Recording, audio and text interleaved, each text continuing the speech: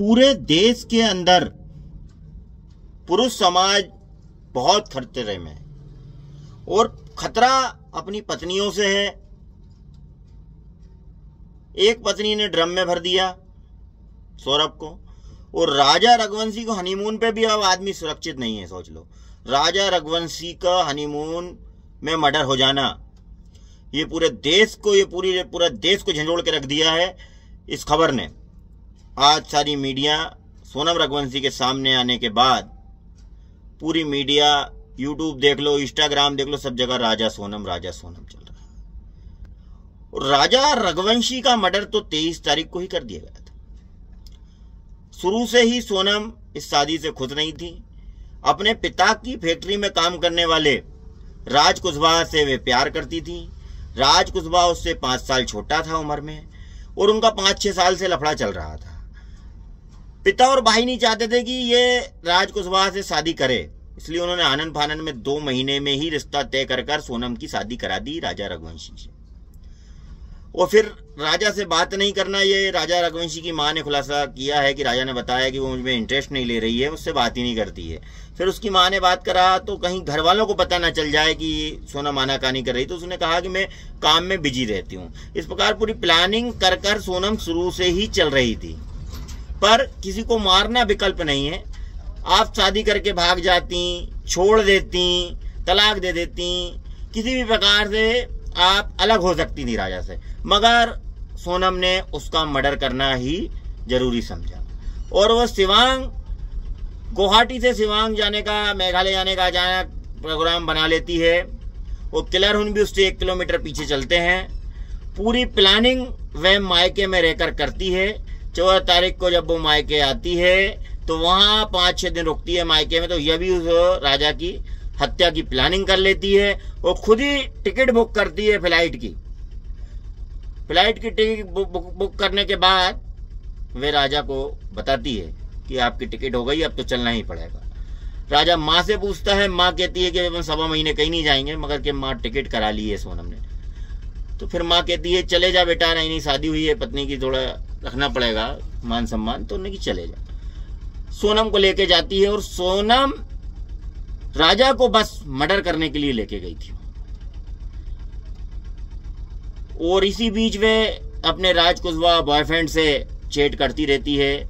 किलरों को राज Kushwaha 3 killer higher करता है, आकाश, विशाल, आनंद, और ये 3 ही को गुवाहाटी पहुंचा देता है और वहां से शिवांग और पहुंचा देता है। सोनम लाइव लोकेशन देती रहती है कि हम यहाँ ठहरे हुए हैं, यहाँ रुके हुए हैं। लगातार चैटिंग पे बात चलती रहती है। 23 तारीख को ही ये जब घूमने जाते हैं वहां पर, जो सुनसान जगह है शिवांग में, सोहाना में, तो वो वहां पे लेके जाते हैं नीचे झरना देखने के हिसाब से।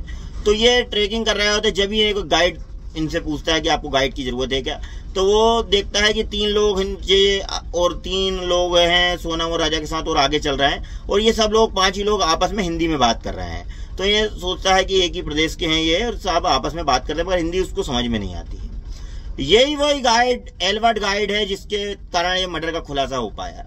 एल्बर्ट गाइड ने ही बताया कि सोनम के साथ 3 लोग और थे। इसके बाद पुलिस ने और जांच तेज करी, और फिर उसकी व्हाट्सएप चैट, कॉल डिटेल और ये सारी चीजों को एंगल से जोड़ के देखा गया, और फिर हत्या का खुलासा हो पाया। 23 तारीख को सुबह ही पोस्टमार्टम रिपोर्ट भी कहती है 23 तारीख को ही राजा का मर्डर कर दिया गया था। तो ट्रैक पे देखे थे गाइड को, तो नीचे ही उसे मार दिया गया था। पहला बार विशाल ने करा, और फिर उससे कहा कि यार मार डालो इसे, पहला घाव। फिर राजा लड़ता रहा, गर्दन पे मारा, माथे में मारा पीछे से, जब जाके राजा नीचे गिरा।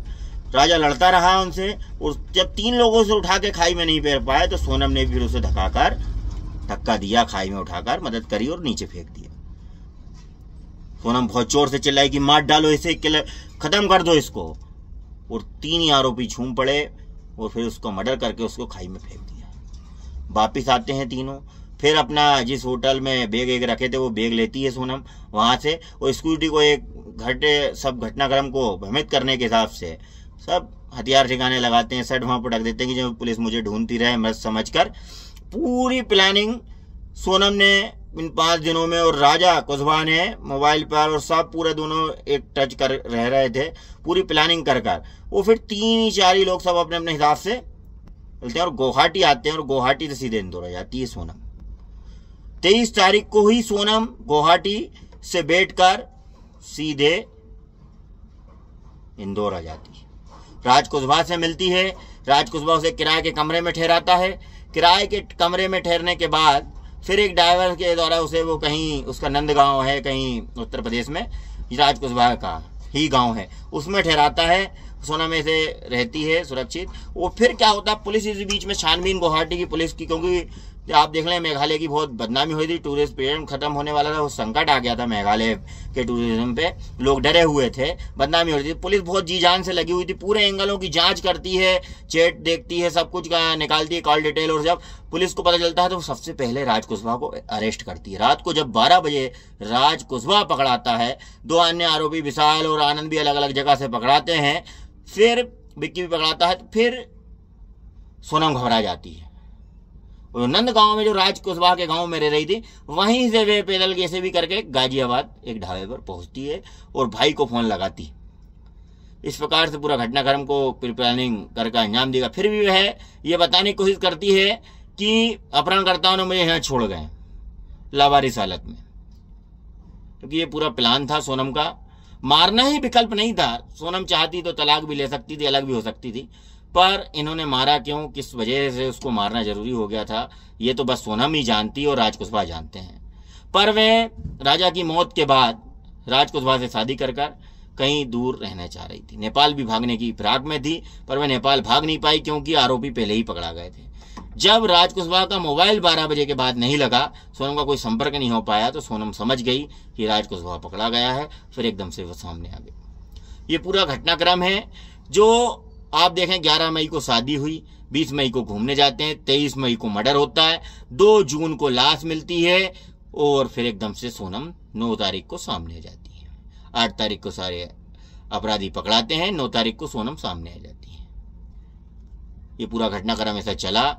मेघालय की पुलिस को धन्यवाद देना चाहता हूं, उन्हें बहुत अच्छी कार्रवाई करी। जो मेघालय में टूरिज्म की बदनामी हो रही थी उसको क्लियर करा, और बस उसे ही कह रहे थे कि आरोपी कहीं के भी हों, हमारे राज्य के हों, बाहर के हों, कहीं के भी हों, हम कड़ी से कड़ी सजा दिलाएंगे और पूरा खुलासा करेंगे।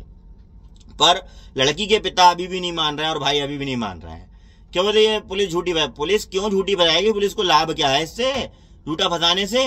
जो कड़ियां पुलिस को, जो सबूत और जो सब आपके सामने है, पूरा इंटरनेट पे पूरा सबूत है, स्कूटी की लोकेशन है, कॉल डिटेल है, चैटिंग है, सारी चीजें, और खुद बोल रहे हैं अपराधी। विशाल खुद बता रहा है कि पहला बार मैंने करा था, फिर सोनम ने चिल्ला के कहा कि मारो इसे, मार डालो, और जब तीनों से लड़ाई होने लगी, उसकी गर्दन पे मारा, फिर नहीं संभल रहा था तो फिर पीछे से बाहर करा। राजा लड़ता रहा, पर राजा को शक नहीं था कि सोनम ऐसा कर जाएगी, तो समझ के उनके साथ नीचे गया और एकदम से उसको घटना को अंजाम दे दिया, इन्होंने मर्डर कर दिया। राजा रघुवंशी के साथ बहुत गलत हुआ है, उसे न्याय मिलना चाहिए, और ऐसे पीपलाइंग के लिए इन सारे आरोपियों को फांसी दे सरकार, क्योंकि दूसरी घटना नहीं हो पाए, पुरुष समाज संकट में है। देखो आप कितना बड़ा गुमराह करा, गुवाहाटी से सीधे इंदौर आ गई, इंदौर में रुकती है, 16 दिन 17 दिन गायब रहती है। और जब पूरे सब पकड़ाने की उम्मीद आ गई कि सीबीआई जांच होगी, बहुत मीडिया ने इस मामले को बहुत उछाल दिया, तो जब उनको लगा कि नहीं अब तो कुछ भी नहीं हो सकता, सारी सरकारें, मध्य प्रदेश की सरकारें, मेघालय की सरकार, केंद्र सरकार जब इंटरेस्ट रहने लगी, तो उन्हें लगा अब अपन नहीं बचने वाले हैं। सब जैसे ही कातिल सब पकड़ाते हैं तो सोनम भी सामने आती है। बस यही कहानी थी। सभी माताओं से और बहनों से भी निवेदन है कि अपने बच्चे की शादी करें तो जरा पूछ लें लड़की से कि कहीं अफेयर तो नहीं चल रहा है, घर वालों से पता कर लें। वो लड़की से पूछे भाई पसंद हो तो कर, हाँ तो मत कर। वो लड़कियों से भी निवेदन, अगर शादी हो जाए तो मारो मत, भले ही भग जाओ तुम, नहीं है पति पसंद तो मारो तो मत, खत्म तो मत करो कम से कम। ये पूरी घटना थी, राजा के साथ गलत हुआ, राजा को न्याय मिलना चाहिए और अपराधियों को सभी को फांसी की सजा होना चाहिए।